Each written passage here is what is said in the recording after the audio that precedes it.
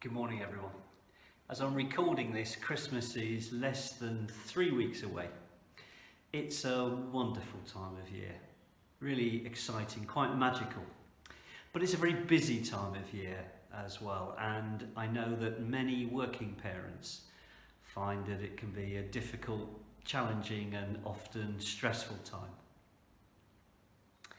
What I want to share with you in this video and in a little bit more detail in the written blog is the secret to achieving the perfect family Christmas. It can be done, but it requires you to spend a little bit of time each and every day planning every day and following the basic principles of good diary management and planning. I'm Andy Smith from Changesmith Coaching.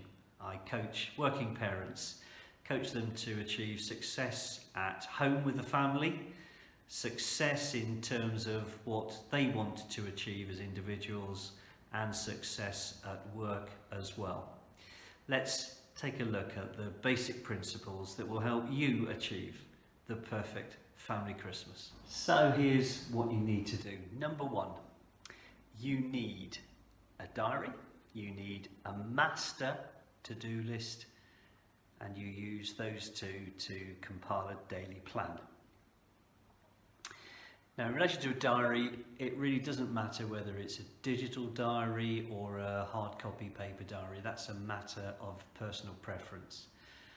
But what you have to do is you have to keep that up to date. You should do that anyway as a matter of good practice, but at this really busy time of year, it's absolutely essential that that is kept up to date. Because there's such a lot of extra stuff going on. At school, you've got parents' evenings, end of term plays and concerts, carol services, assemblies. As a family, both as a group and as individuals, you'll be invited to parties. There are relatives to visit and to collect and deliver Christmas presents. There's a lot more hospitality and catering going on. It's one of the great things about Christmas. But that means you need to think about more shopping and when you're going to prepare and cook the food. So all of these extra things in your diary, these extra events in your diary, if they have a specific date and time, need to go straight into that diary. And if they don't have a specific date and time, if they're general tasks, then they need to be added to your master to-do list. Now the master to-do list is where an awful lot of people start to go wrong in terms of diary planning and organisation. The problem is that many people try to work from a master to-do list and use that as the basis for daily planning. The problem with this is that the master list is by definition an open list. Things are continually being added to it as new and additional demands come in and as things change, as they're bound to do. And the problem with that is that frequently people end up with a to-do list that's longer at the end of the day than it was at the beginning of the day. And when you've worked really, really hard, that's extraordinarily frustrating. I'm sure that rings a bell with quite a few of you. So what you need is a master to-do list, but with that and your diary, you use those two to compile a specific daily plan for each and every day. You keep your master to-do list up to date, you keep your diary up to date, and then you take 5 to 10 minutes every day to compile a specific, short, closed daily plan for that day. And here's how you go about compiling your daily plan. So you start by looking at what appointments are scheduled for that day. I know that sounds really blindingly obvious, but it is the only place to start. Make sure you've got them in, you know when they're happening in your daily plan. And remember to buffer in some extra time for those appointments as well. So for meetings, allow for travel time to and from the meeting. And I would strongly advise you to allow a buffer of at least 15 to 20 minutes, if not half an hour, for the meeting overrunning. You may be very, very good at time planning and at meeting management. Sadly, not everyone is. That's why I try and avoid meetings like the plague if I can. They just suck time out of your diary. And just think about it, if you've got an hour-long meeting in your diary in the morning, but you've got a 40-minute drive there and a 40-minute drive back, and then you need to allow an extra 20 minutes to half an hour just in case the meeting overruns, or you get talking to someone, you do a bit of networking at the end of the meeting, that 1 hour meeting has actually taken 3 hours out of your diary. It's most of the morning or the afternoon.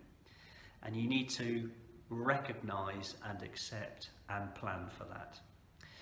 So that's the first stage of compiling your daily plan. Look at your appointments and schedule the time around those appointments that you need to do. Then just lift your time horizon a little bit and look in the diary for what's coming up over the next 2 or 3 days. And is there any preparation that you need to do for those events? Are there papers that you need to read? Are there presents to buy and wrap? Is there food to buy and prepare? Do you need to make any travel arrangements? Do you need to check journey times? Do you need to book railway tickets? Once you've done that, then you go to your master to-do list and see whether there are projects on that or there are tasks on that to-do list that you also have time to sensibly devote to doing in this daily plan. You'll need to bear in mind one of the rules that I'll cover in the next section, but that's the time. So you build your daily plan around those big building blocks. And scheduling time to work on those things in advance, just getting a day or two ahead of yourself in terms of preparation, that will make probably the biggest difference to achieving your perfect run up to Christmas and to remaining in control and relatively stress-free. So we've got a pretty good skeleton. In fact, it's not a skeleton, it's pretty well fleshed out by now. If you've got the day's appointments and you've got planned in to work on things that are coming up in the next 2 or 3 days, or on the bigger projects on your daily to-do list. What you now need to do are to add in the minor tasks, the little ticky box things that you can do quite quickly. But please bear in mind when you're doing this and finishing your daily plan, bear in mind what I like to call the 5+5 rule. As a basic rule of thumb, plan no more than 5 major tasks or pieces of work per day and no more than 5 minor tasks to do. By a major task or an activity, I mean something that's an event and planned in your diary, like a meeting, either a meeting at work or meeting friends for coffee, visiting relatives, a carol concert, that kind of thing. And also work that takes a reasonable amount of time. You need to focus and concentrate on it. You're probably going to be working on something for 25, 30, 35 minutes as a minimum. So no more than 5 of those planned in a day. And it may well only be 2 or 3. 5 is an absolute maximum. And realistically, most days you will probably only do 2, 3 or 4. And the minor tasks you can just slot in around when you're taking a break. It's phone calls you can make, it's a quick email you can send, it's a quick update on social media. But again, limit those to 5, and that'll give you a good but achievable daily working plan. The secret here is that less is more, but that's starting to bring us into the next section. So now you've pulled together a daily plan, or at least you understand what goes into that daily plan. I just want to run through 3 or 4 basic principles that need to underpin everything you do as a daily plan. First of all, I'd strongly advise you to think that less is more. If you plan to do no more than 5 and probably 3 or 4 major things throughout a day, you will do very well. And you're far better off planning to do less but achieving it. You'll build confidence, you'll feel like you're making progress, and in the course of a few days, it's surprising how much you can really crack through in terms of that master to-do list. So less is more. Another very strong principle that I encourage all of my clients to adopt is that having come up with their plan for the day, and on that plan you may well have 2, 3, 4 or 5 major items and 4 or 5 minor tasks. Identify one thing, just one thing, that come hell or high water you will do in that day. What is the one most important thing that needs to be done? And it needn't be one of the major tasks. It could be as much as remembering to tell your partner that you love them. Identify that one thing, commit to doing it, get on with it as early in the day as possible and get it done. If you can consistently achieve your one thing, you will really grow in confidence and ability in terms of planning and achieving your goals across a day and a week and a month and a quarter and a year. But beware, it is not as simple as it sounds. Every client I work with struggles with this at first because they're not used to actually focusing on what they want to do. We get so driven and battered by other people's demands that it becomes hard to concentrate and commit to doing that one thing. It's why it's such a powerful exercise, but it can be difficult as well. So, less is more. What's your one thing? Now, the third thing is that, regrettably, whatever you plan to do, I promise you it will take longer to do than you would either expect it to or you would certainly like it to. So when you're planning things in your diary, allow at least 1.5 times as long as you think it should take. And if you're very busy, or if you're relatively new to trying to work in this structured way, allow twice as long. It's a really annoying but unavoidable thing in life that almost everything, in fact I think probably everything, takes longer than we think it should. And it certainly takes longer than we'd like it to. In actual fact, there's a law for this. It's called Hofstadter's law. And Hofstadter's law says it always takes longer than you expect, even when you take into account Hofstadter's law.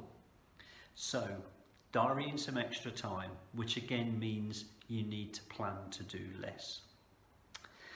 And then the final principle is that having come up with this beautifully crafted, elegant, straightforward, light touch daily plan, you need to expect it to change, because I'm afraid life is just like that.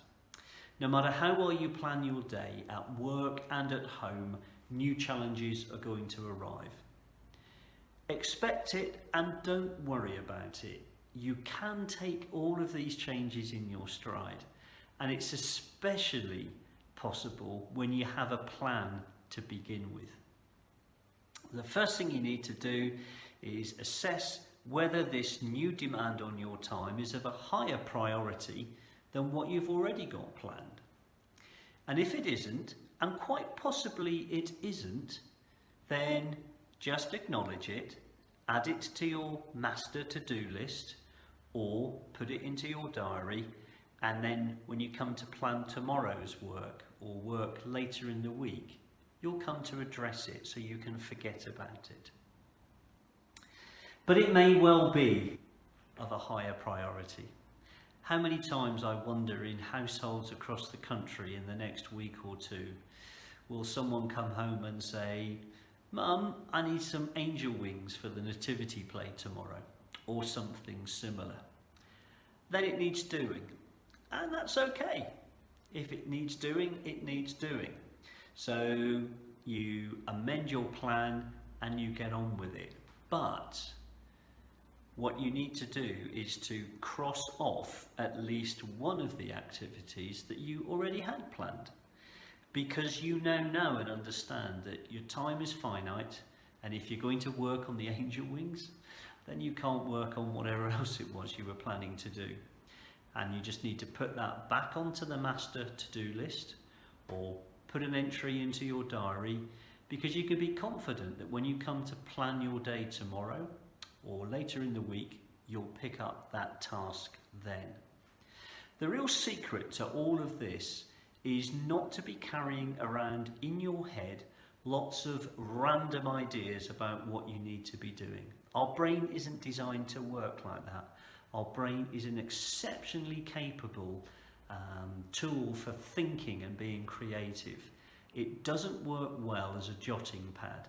That's why you need diaries and master to-do lists. So I hope that's all been helpful. For those of you who are familiar with working with me, or those of you who are familiar with some basic principles of personal organisation, effectiveness and productivity, none of that will have been new news.